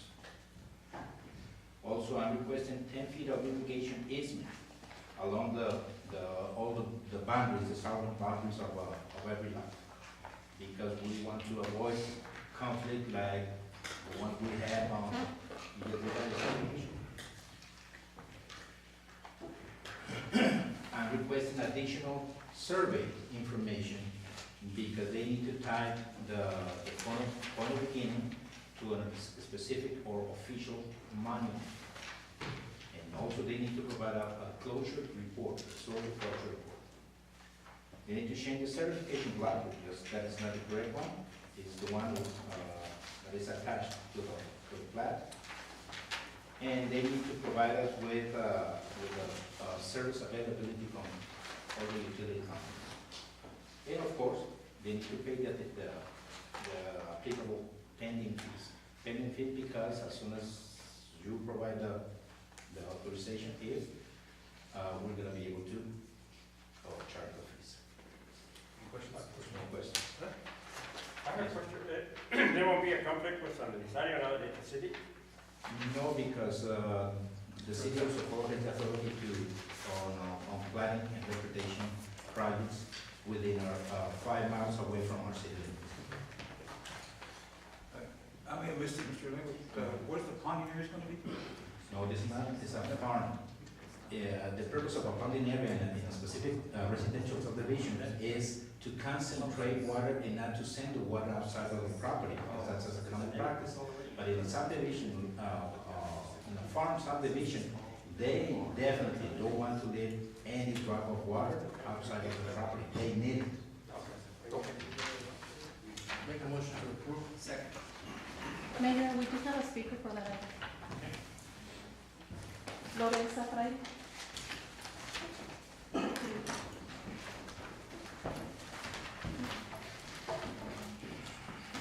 Mrs. Fraile, you have a minute and a half. My name is Lorenza Braille, and again, I'm here. It's hard for me to imagine that anyone in this council would use their vote to protect one individual who has failed to do his or her job, rather than protecting the taxpayers of the city of Socorro and the operations of the city as stated in city charter. Again, you are all doing rezonings and changes to everything, and yet you don't even have a master plan. Your charter calls for a master plan. I don't think you guys are doing your job right. Thank you. Thank you. All right, we have a motion and a second for discussion on this, Mr. Rodriguez, Mr. Dennis. Motion made by Rene Rodriguez, seconded by Victor Perez to approve item number 12. Victor Perez? Aye. Rene Rodriguez? Aye. Joseph Pauling? Aye. Sergio Cox? Yes. And Gloria Rodriguez. All right, item number 13, introduction, first reading, and calling for a public hearing of ordinance 328, an ordinance changing the zoning of tract 1B, block 28, Socorro Grant, from A1 agricultural to R2 medium density residential. The Planning and Zoning Commission recommends approval. Do you have a motion on this? I make a motion to approve, planning and zoning, commission for recommendation of approval. A motion and second for discussion, Mr. Rodriguez. Anybody else on this side? Over here. A motion and second. Motion made by Rene Rodriguez, seconded by Gloria Rodriguez to approve the recommendation made by the Planning and Zoning Commission for item number 13. Victor Perez? Aye. Rene Rodriguez? Aye. Joseph Pauling? Aye.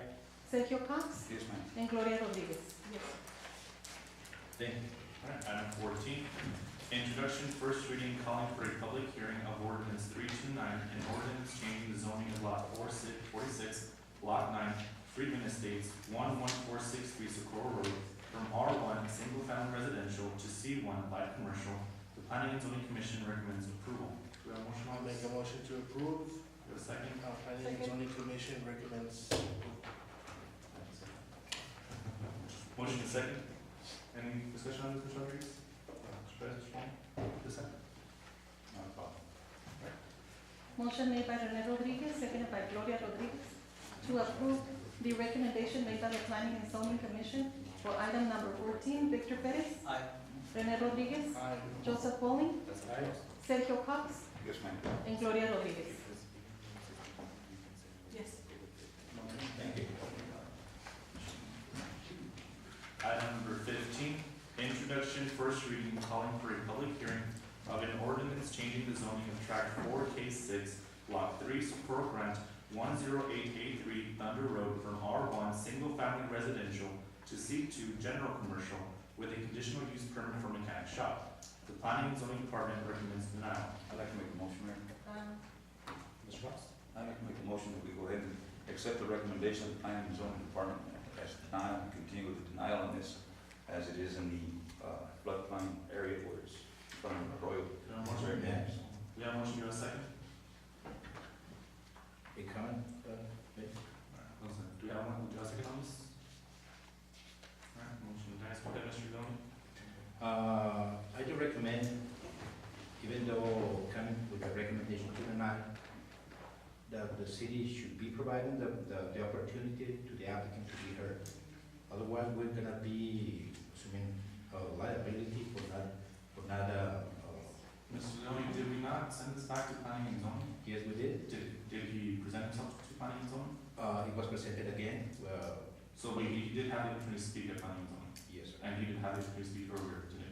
the denial remains. But no, what I'm saying is like he has had the opportunity to speak and present his case. He So had the opportunity. there isn't reason to say that we haven't given him the opportunity to do so because he presented himself to Planning and Zoning and he has 10 minutes before. But I'm trying to avoid the precedent that in the rest of the cases, you accepted the recommendation and not approve it, but to continue with the case as a public hearing. In this case, without him giving him the chance to be heard, that might be a. So you're recommending that we approve go ahead and hold the public hearing, so That we is can go ahead and and you hear can take in a the decision, public hearing.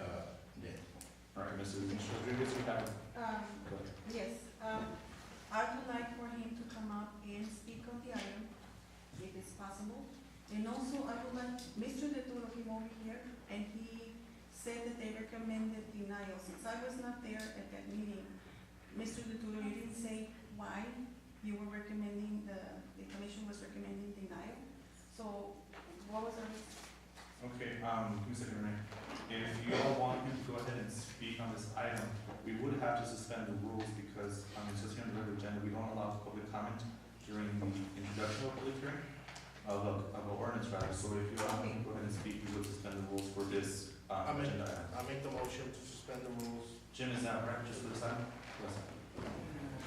Yeah, and again, you're encountering this difficulty because it was a recommendation that comes from the commission is a denial.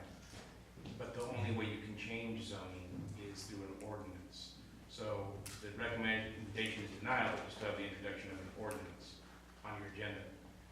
The difference is you can, it says introduction of an ordinance, we didn't publish an ordinance. We didn't draft an ordinance. So this isn't a routine introduction. I think a more accurate characterization of the agenda item is the applicant's appeal or just the consideration of the item rather than the ordinance itself. Either way, you get to the same place. If you take out the fact that it's, if you don't read it literally as the introduction of an ordinance because we haven't published one, well then it's just a regular agenda item you can have speakers on it. Or you get to the same place and you say you suspend the rules and then you can just have speakers on an introduction anyway. But the only difference between those two is do you have one more hearing after this? Is it on your agenda one more time, or is it on your agenda 2 more times? I was under the impression, because we had this issue a couple of meetings back where we had to think that we had the same thing, but it was also denial. And we said that that was the way we had to publish it because we could always override the recommendation and say approve. I think that's true. We just didn't actually publish it. We just didn't sit down and draft So it. what will be the best action to do now if they want to go ahead and let him speak? I mean, he's already spoken in front of council last time, if I remember correctly, because we did give that opportunity last time around to go ahead and speak in front of council. If you want to go ahead and speak again, what would be the best action to take? And if I may, Mr. Martinez, if I may, before you say more, let me add to it, please, Mayor. I don't understand why it's even in here for an introduction for first reading, since it came to us as an item agenda, and we kicked it back, okay? And it was supposed to come back to us to make a decision on that, not to have a reading or an introduction. It was supposed to be an item agenda that was placed the last time, placed now, as it was the last time. Why it's introduced, why it's come back as an introduction, first reading, and calling for a public hearing? It's beyond me. Well, let's go ahead and let Jim answer first. What is the best Yeah, action? it's procedurally, it's not especially pretty. All I can tell you, that's generally the procedure for municipalities. Usually it's the planning commission in larger municipalities, the planning and zoning. But the planning commission denies it, and it still goes up to the council, the elected body, as an ordinance, even though it's a denial. The only, and as awkward as that is, that's not my concern. My real concern here is that we posted the introduction of an ordinance. We haven't published an ordinance. So I think that, it's not the awkwardness problem that I can solve, that's almost insoluble. We've got a posting problem. And so the idea is to let him speak. My suggestion is, look, read the language in the posting for what it really is. You have to read, in terms of getting fair notice. Okay, you don't have fair notice of an ordinance, because I have to give you the ordinance. But you described the issue, so sure, it's not a regular introduction. He gets to speak. That might be redundant, because you could also, if you don't want to hear this thing today, you could have it introduced at the next meeting with a published ordinance that we can give to you, that we can post this time. There'd be no comment on the introduction, because that's the council's policy, and then you can have the substantive hearing where everybody can come to be heard on the second reading. Okay, then I make a motion to delete. Then bring back, correct, to the next meeting, council meeting? Well, it would be until March, was it March 6th? Yes, I think so. Give me a second time. It would be for March 6 because we're gonna publish the agenda tomorrow for the meeting next week because Monday is President's Day. Yes, so it'll be for the first meeting in March because they've already published the agenda, it's already set and everything, so since it's President's Day, they'll have Monday to work on it. Alright, so we have a motion, do we have a second to delete? Mr. Mayor, can I also, just so the timing's clear, if you delete this one, which I understand where you're trying to go, I think that makes sense. When it comes to the next meeting, it would simply be the introduction, like any other introduction, there will be no hearing, and only the meeting after that would you have the public hearing on. Just, We have a motion, we have a second? Okay. Are there any witnesses next to him? Yes. Yes, sir. Three. Okay. In addition to that, yes, definitely, there's a business similar to this one, right next to this proposed project. And So also, we have a motion to delete, we have a second, or we'll let that one? No, we already have a motion, a second. Do we get a second? Yes, me? Okay, so the board has a second. Alright, so we do have a motion and a second, Mrs. Rodriguez, go ahead. Go ahead, Gwen. Okay, No, I my made the comment motion. would be that when I asked Mr.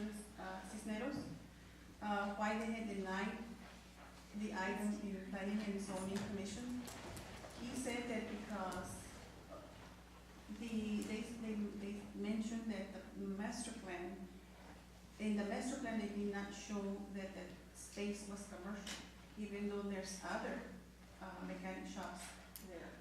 So I really don't understand. I mean, I'm leaning towards Mr. Cisneros, getting his message. Anybody else on this? I do have a comment. Are we open for comments? Okay. I went out and I visited the site. This is the same one, the plan that I told you guys that came up, that I used to live next door to. There is an arroyo that comes out of the sand hills straight into that property. There is the arroyo right there. There's been dirt built up on it to try to contain that arroyo. And that dirt is so high that the water coming out of that arroyo goes into the neighboring houses, and it goes into the neighboring businesses, which are these businesses right here, which used to be a depot and a tire and a radiator shop. And then there's the Lopez residence right in the middle there. And because of the flood issues that we've had here before, and that we can continue to have with those arroyos there, and if you want to, can you, Mr. Noni, can you go up just a little higher, please, sir? Go up into where the mansion is, sir? Where the mansion is? Straight up, there's a mansion, right? I mean, Right where you're at. right about there. Myself, Mr. Norfleet, Mr. Dinoni, and I think you guys have been out there also. There's also an arroyo that comes out of that dance hall or whatever it is out here on the top of the hill off of Reed Road that goes into that area and floods that area out also. Now, I'm not talking about down here with the Ragsdales and the Joneses and the greater part. I'm talking back this way, back down, Mr. Dinoni, on Thunder Road, where the mansion is. It's that two-story house right there, right there. And you can see the arroyo the arroyo went into there and it's water leaking into that place also. We have flood issues there we have to deal with, and this is one of the reasons we cannot afford to make the same mistake that was made back several councils ago when they allowed the housing addition in Valley Ridge to be built in the middle of a flood area. And this is what this is also. We have this area here, was the old onion field that we're trying to work with for a retention pond or whatever kind of pond you want to call it, but that's to hold the water that's coming out of that main arroyo from Stockyard. So for us to allow another facility to open up there, then we're taking on another liability, another responsibility that is later on going to come back to bite us. And this is one of the reasons I'm dead set against it. That's the only reason. That's my discussion on it. Just going after that really quick. I mean, we just went through 2-3 items where we approved it because the commission recommended approval. I mean, we kicked this, they heard it once, we kicked it back because they recommended denial, we kicked it back to them and they recommended denial again. I mean, if we, with Laura's comment that you don't know much about it, if we were that interested in it. I said that I was not present. Well, that's what I'm getting at. If we were that interested in this specific agenda item, we could have made the time to go ahead and go to a meeting and inform ourselves on that issue. But that's not the point. The point is just that we've gotten ahead, that's not my criticizing you. I'm just saying that we've already heard this twice. The commission has heard it twice. They recommended denial twice. I mean, it just seems like we're going over and over again until we get a yes from the council, and I mean, we have the commissioners there, so we can, you know, we trust their judgment, we all put our commissioners there, and I don't think it's right for us to be kicking it back and back until we say, well, we want a yes from you.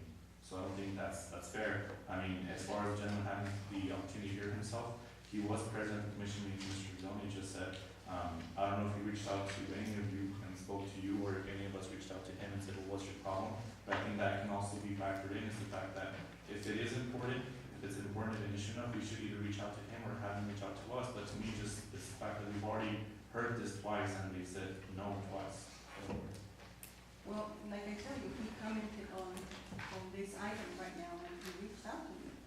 And before, when he came at the other meeting, he did mention that he was preparing himself for the arroyo with the water coming in.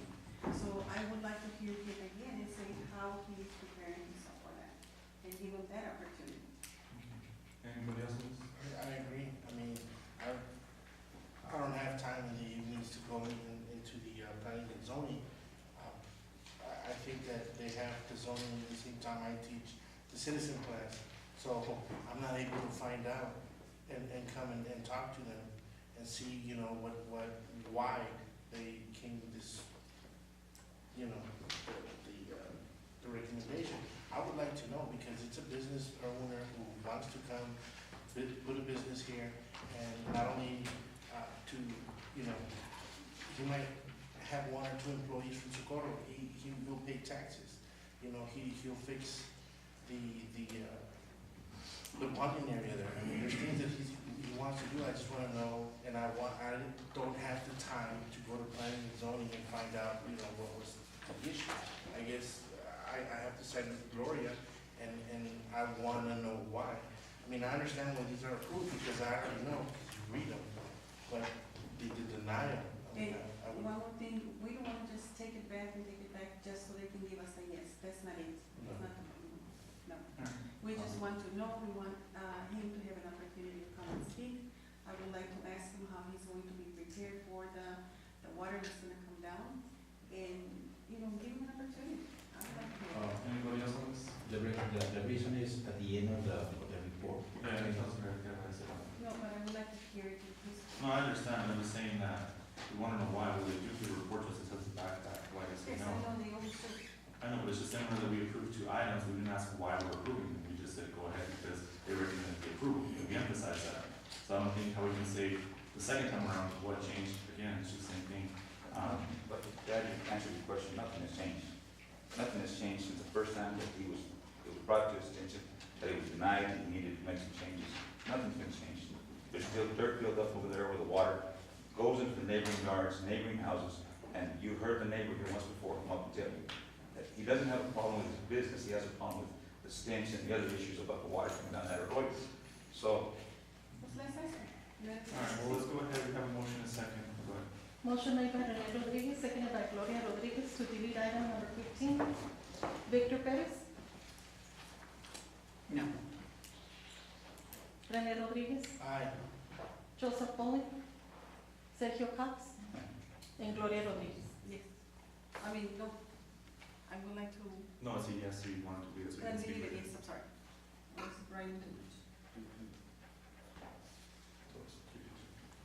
3. What was the outcome? 3-2. Delete? No. No. Okay. we need to address it. Okay, so then do we have a motion on this? I have a motion. I don't believe we need to have this back on the agenda anymore. I don't know if I can or not. Mr. Martinez, can I take final action on this right now? Make a motion in effect saying we're going to take the recommendation of the planning and zoning and recommend the recommendation being denial and put an end to it now? I believe you can, with one proviso, if you're gonna, if that's the motion, I wouldn't provide the applicant, the property owner, a chance to speak. Just in terms of general due process concern, I would let him be heard. Let him speak first. Do we suspend the rules then? Yeah, and to do that, you're gonna have to do exactly that, yes. All right, can we go ahead and have motion to suspend the rules? Yes, it's just item. Item number 15. Motion and second? Motion made by Gloria. Victor Perez, seconded by Gloria Rodriguez. To suspend the rule, Victor Perez? Aye. Rene Rodriguez? Aye. Joseph Pauling? Sergio Cox and Gloria Rodriguez. Si quiere hablar, señor, tiene 3 minutos. Sí, hablo por español, pero donde lo devolvieron, entiendo que ellos están haciendo una recomendación para denegarlo. Pero es una recomendación, no pueden ustedes aprobarlo. Yo ya les mencioné que yo quiero cumplir las leyes de socorro. Si me dicen yo tienes que poner un pont ahí atrás, yo lo voy a hacer para tapar esa bajada de agua que mencionaba usted. Yo ya lo hice sin que nadie me hubiera dicho, ahora lo voy a hacer con más ganas y más bien hecho. Pero la cosa es de que el agua que baja no es tanta como para crear un peligro allí. Entonces, si ustedes aprueban lo que ellos negaron, yo puedo firmarle al abogado quitándole a ustedes cualquier responsabilidad en mi propiedad por cualquier daño de agua. Lo he estado haciendo por más de 10 años. Nunca he venido a quejarme con ustedes de nada, del daño que me ha causado el agua que ha bajado. Y me ha destruido varias cosas ahí. Pero nunca he venido porque yo he creído que podemos arreglar eso allí y estoy dispuesto a hacerlo. Yo más quiero la oportunidad de trabajar respetando las leyes de socorro y ustedes, pero sí creo que están equivocándose en esa forma, no dejando crecer socorro. Con la gente que podemos darle trabajos legales, trabajos correctos a la gente. Gracias. Gloria did ask Mr. Toro to speak. Mr. Toro, can you come forward, please, as the only member here? Actually, Mayor, we have two speakers. Yeah, I signed Yes, it. you have to go ahead and it's, Mayor and council, keep in mind, the first time around, the Planning and Zoning Commission, we always request from Mr. Leone to have the property owners that want to change the property to be present at the meetings. The first time around, Mr. Cisneros was not there. We couldn't ask him certain questions, so we're left to deal with what you see as part of our problem in this particular area.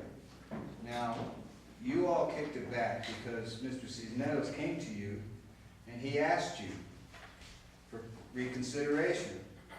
You all took his recommendation and you brought it back to us again. He came to us at our meeting. We allowed him to speak. We allowed him to present his concerns. Now, if you take his property the way it is and you change this, he's going to have to put a 6-foot rock wall around it. Now, without a doubt, he might be able to control his water on his property within the 6-wall boundary. But with that arroyo behind his property and the other arroyos behind it, the water's going to hit the wall and go left and right. So all you're doing is he's blockading the arroyo, kind of like what you've done up here on Stockyard Road. You all got in an arroyo, you've all redirected the water, you all keep messing with the arroyo, which creates further problems downstream. So this is an area, again, that with a rock wall abutted against that arroyo, it's going to create more flooding for the resident to the left of him and to the other businesses to the right of him. Okay, so the point I'm making is he was given the opportunity, and he was also told that night that not all land changes sometimes benefit the constituent. You know, it depends on the situation, and that's the main concern. Is the whole, is all of the constituency in that area. Thank you. Lorenza Ferrer.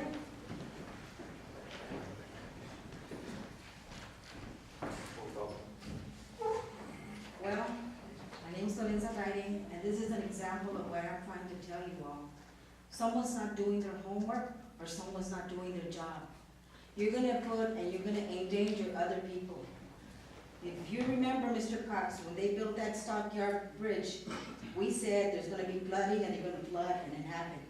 This evening I come again, and I'm telling you, you all need to do your homework. You all are not doing your homework. There's problems. The problem is you have a master plan before. You have a master plan now that has never been approved. You're barely going to approve it tonight. You're working backwards. Come on, ante up. You asked us to help you get elected, and we've been here knocking at your door asking you to listen to us. We are demanding you listen to us. We don't want you to endanger anybody else's lives. There's arroyo problems, and there's arroyo problems, and you have a master plan back from 1979 or 1986, I don't remember, but it's there. Please, do your homework. Thank you. No more speakers. So that's it, then, so we have a motion for this item?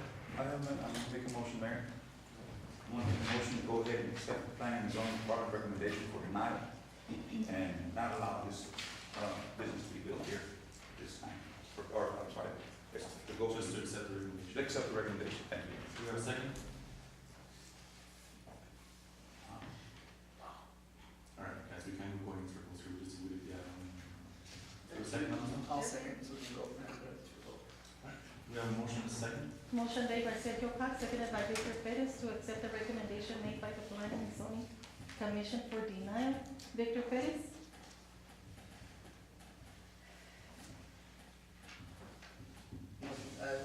Yes. Rene Rodriguez? Yes. Joseph Bowling? I abstain. Sergio Cox? Yes. And Gloria Rodriguez? Item approved. Item number 16, discussion action on renaming Horizon Boulevard to Beaufort Road. Señor González, que aceptaron la recomendación de la comisión, entonces le negaron el permiso para el negocio. 16, Mr. Leone. Or do we have a motion? Discussion action, presentation. Motion made, approved for item number 16. Do we have a second? I second. A motion is second, any discussion? This is to rename Horizon to Beaufort? Is that your motion? Well, motion to, Yeah, to he approve said, the, yeah, he took motion to rename it to Beaufort. right. Okay, so do you have a discussion? I just want to find out, is it the entire stretch? I mean, where exactly we're talking? Your time, Shannon. Is from North Loop to I-10. All the way up. Yes, sir. Just North Loop? Yeah. Yes, sir.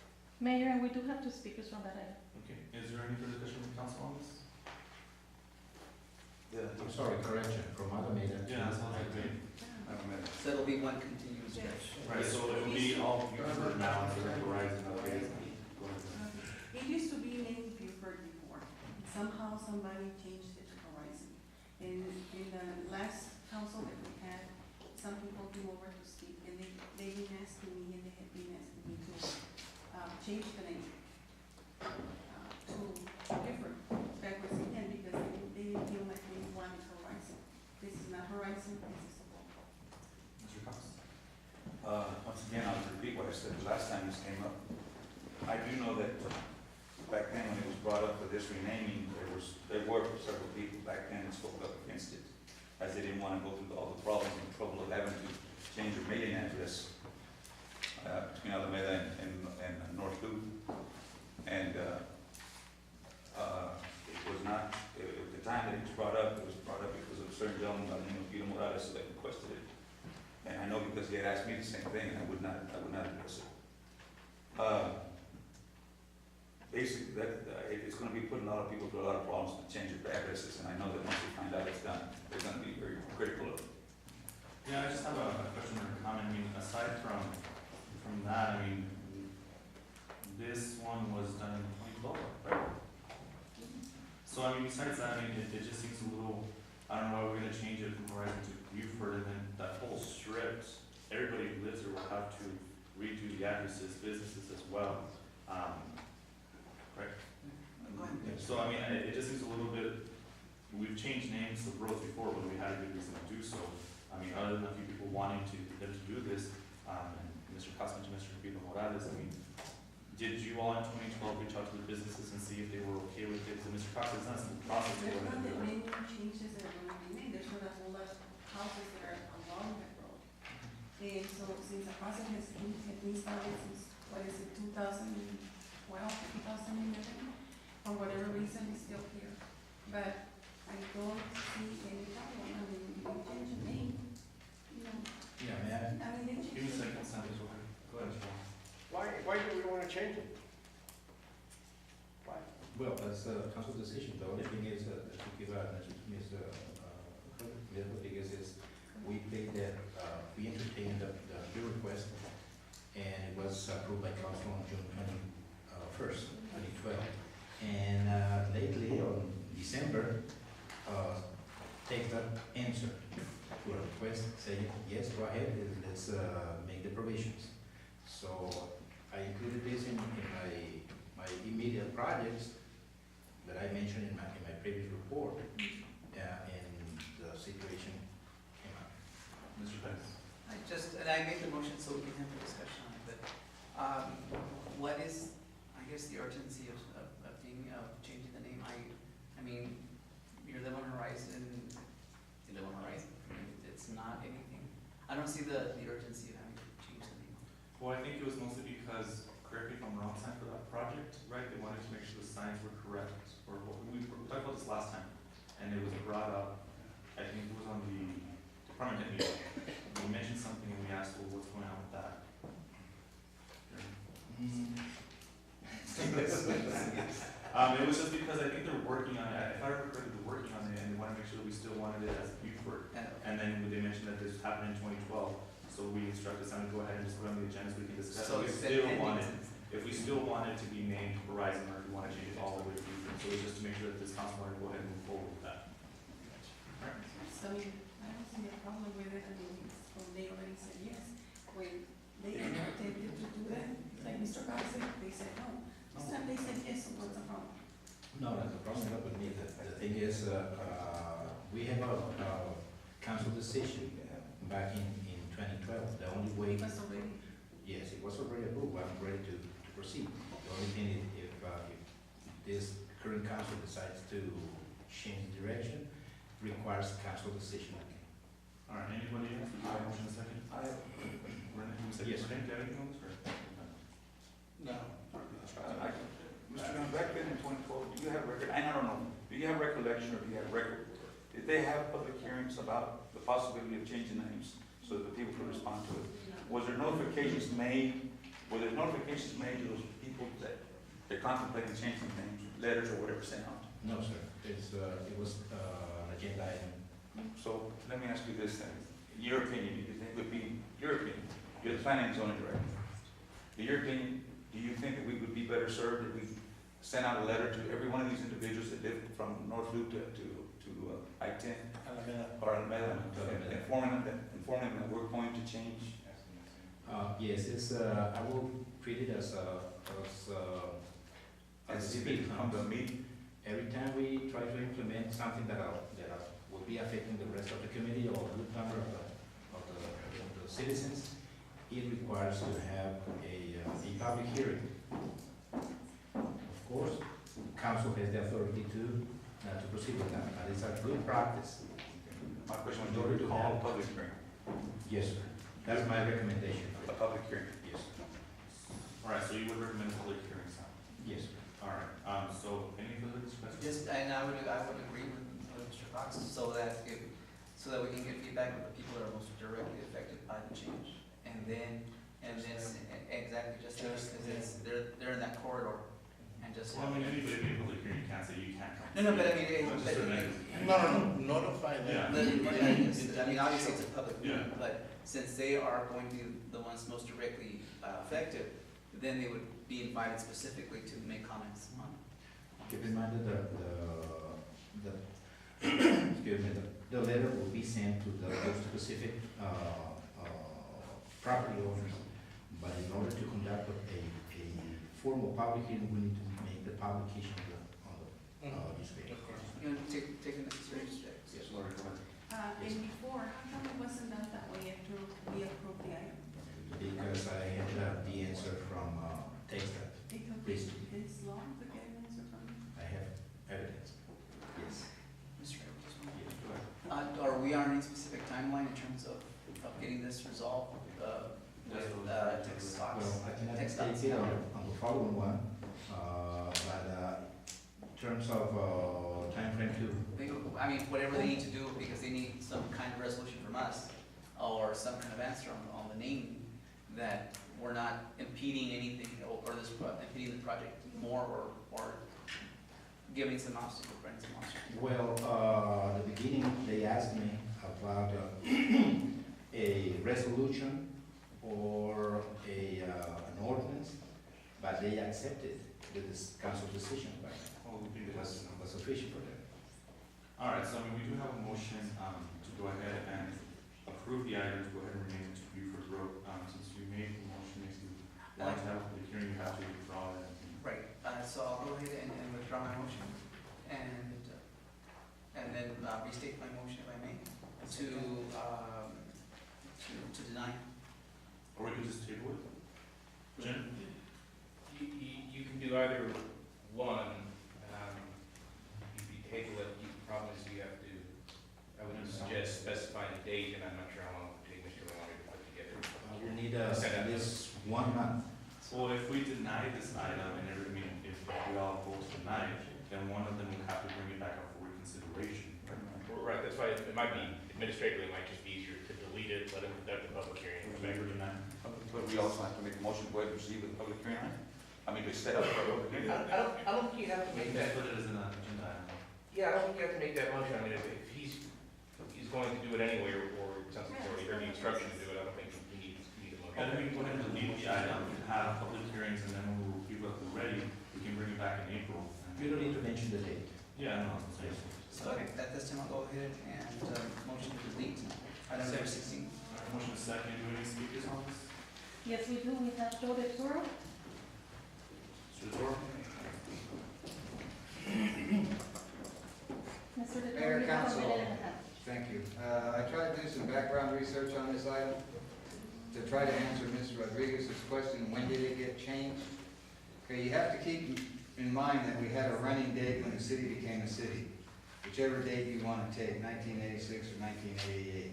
Now, if TxDOT went and changed the name prior to the city being a city, you lost your legal nonconformity. Dead in the water. Okay, so it became Horizon City by TxDOT, okay?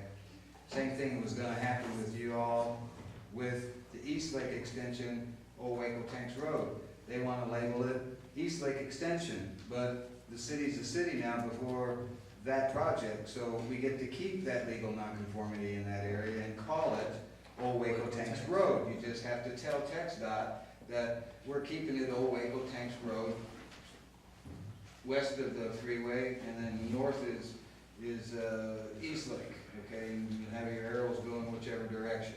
But with Horizon Boulevard, you lost the legal nonconformity.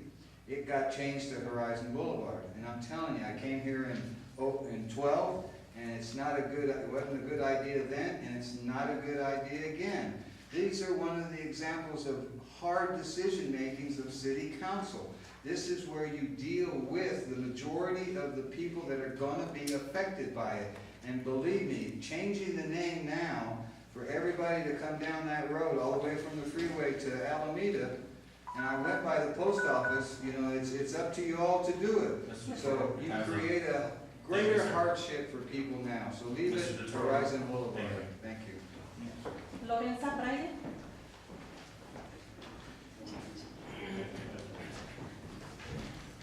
Mrs. Braille, you have a minute and a half. Thank you. It's hard for me to even start on anything, but I'm letting you all know. You have employees that are dropping the ball, and they're failing in doing their jobs, and nobody is administrating anything. What I do see is that when this came up for a vote, back when the previous council were here, people were here from Regina and from Horizon. They said, we don't want it because we're gonna have to change everything, and we have businesses. We have businesses there that are gonna have to change everything. Yes, ma'am, you do have to change it. Because you know, they all had to get state information, they all had to get state records through the state, you have to change it. I went through that, Mrs. Rodriguez. I went through that because they gave me the wrong address, and it's a lot of money because you're gonna have to pay my checks and everything else that I had to pay. It's gonna cost money to the people. It's not fair. Leave it as it is. It's like they say, if it ain't broke, why do you want to fix it? You're going to spend money to do public hearings, to do everything. We need money to repave my street especially. And I believe you've been out to my street. It's already disappearing because it's never been maintained. Thank you very much. Thank you, Member. Is that it? That's it. All right, so we have a motion and second to delete. Motion made by Victor Perez, seconded by Rene Rodriguez to delete item number 16. Victor Perez? Aye. Rene Rodriguez? Aye. Joseph Pauling? Sergio Cruz? Yes, ma'am. And Gloria Rodriguez. Yes. Moving on to item number 17. Item 17, discussion and action approving the unaudited financial reports for the period ending January 31st, 2014. Anyone want to add anything?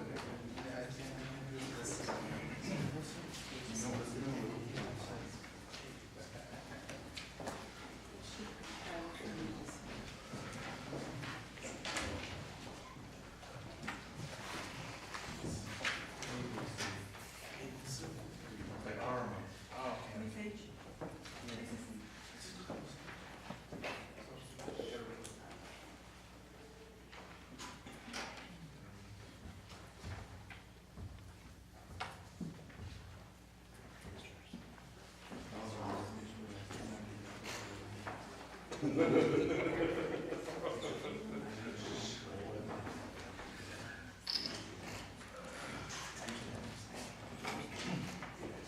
Jim, we'll take a recess right now. I'm pacing myself. He's preparing for Valentine's Day, he's just making sure he's ready. You know, I saw these roses on 800flowers.com. 100 roses for $525. What? I know. It's a little steep. That's a lot of love, baby. Well, I guess we know what he's not getting his wife. No, he's just gonna stay off the computer, right? Online. Orden. And they're still window shopping at a charming don't worry.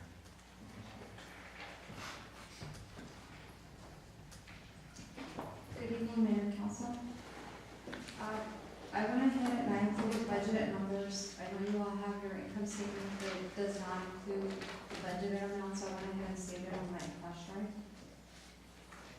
And then she gave us all the info, but there's some that she hadn't done. So it's missing. Yeah, that's what she's presenting.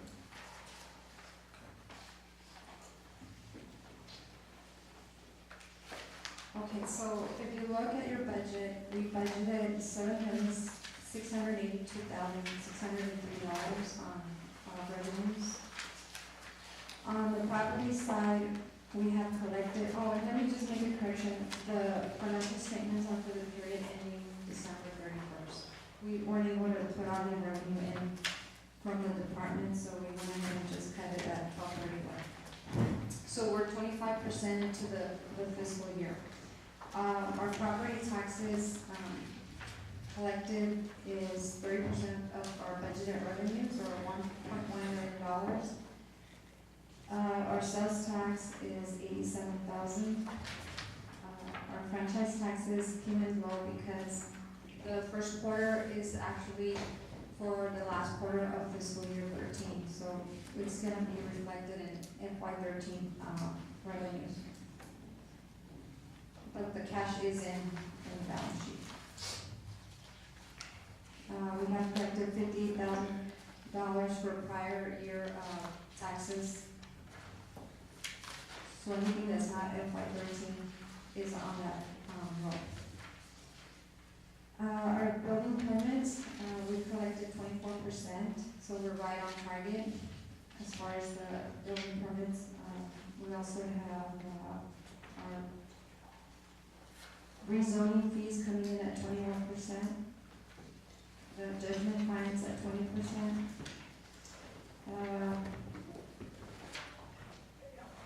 So our overall collection is 19% of our budget.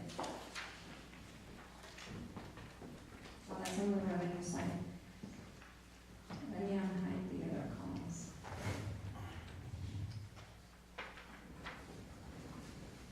Okay, so I've included all the expenditures for all the departments.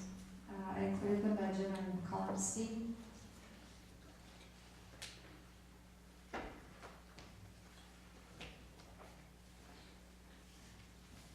So as you can see, our Salaries and fringe benefits are at 18%, it should be at 25%, so under, that's good.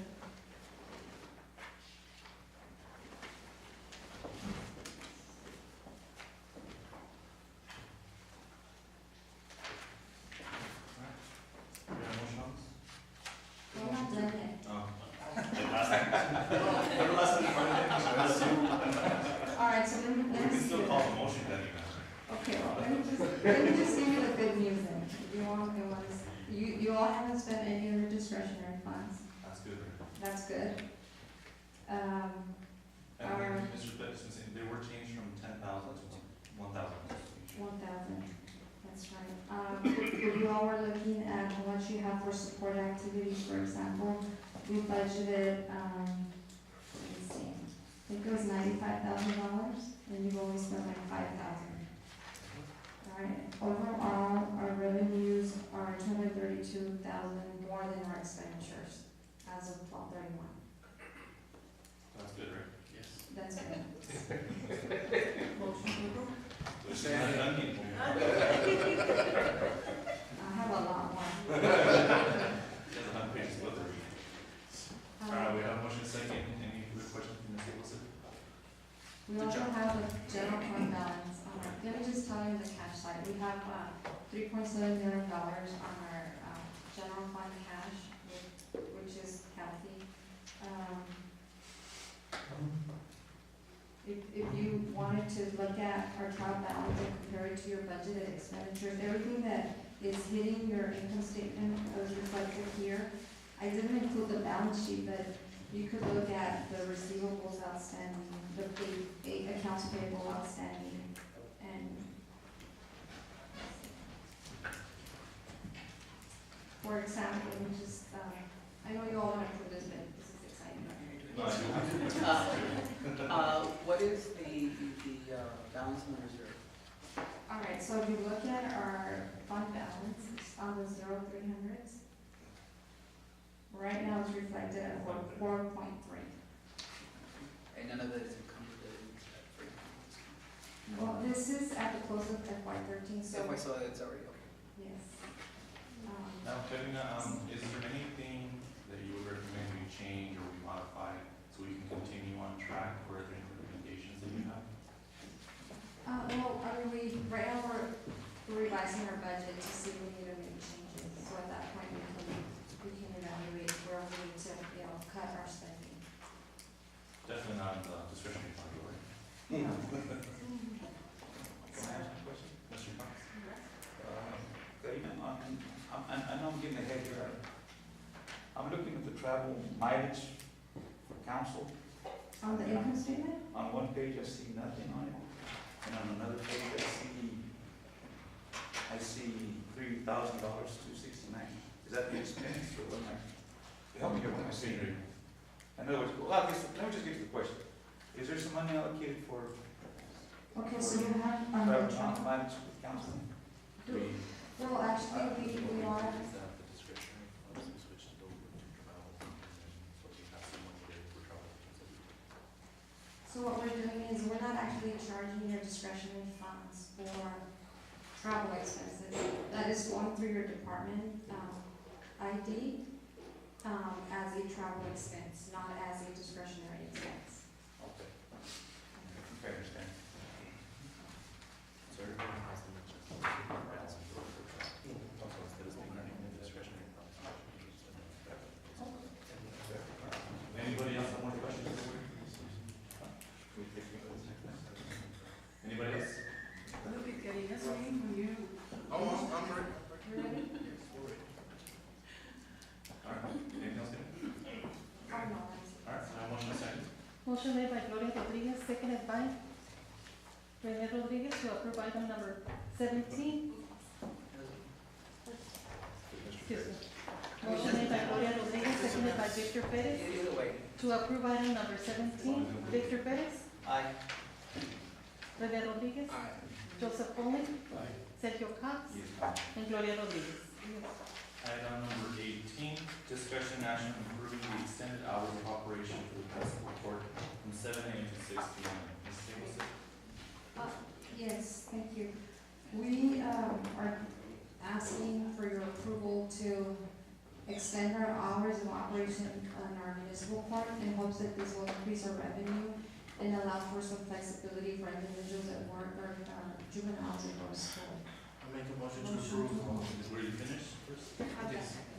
Second. There a motion is second. We have the judge here. Judge, do you have anything on this issue? You cool with that? She's a what? You can come forward. Moving on.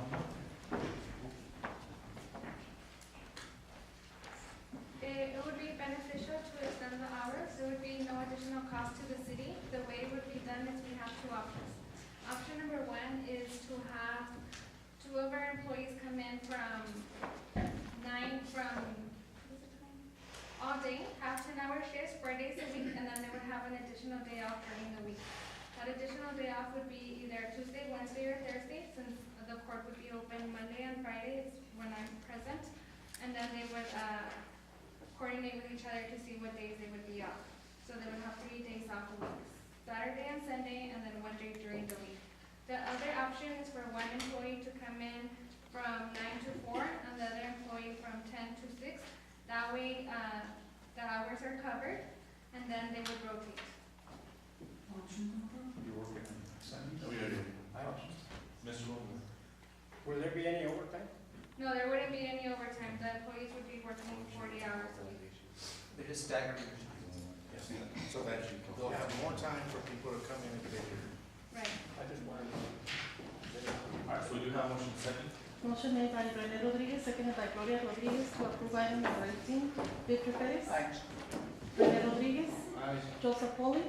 Aye. Sergio Cox. Yes, ma'am. And Gloria Rodriguez. Yes. At this time, can we go ahead and take a recess for 10 minutes, just so we can get up and walk around a little? Motion to take a recess. Motion made by Sergio Cox, seconded by Rene Rodriguez to take a 10-minute recess. Victor Perez. Aye. Rene Rodriguez. Joseph Pauling. Aye. Sergio Cox. Yes, ma'am. And Gloria Rodriguez. All right, recess at 8:37, we'll be back at 8:47. Everybody walk around. Oh.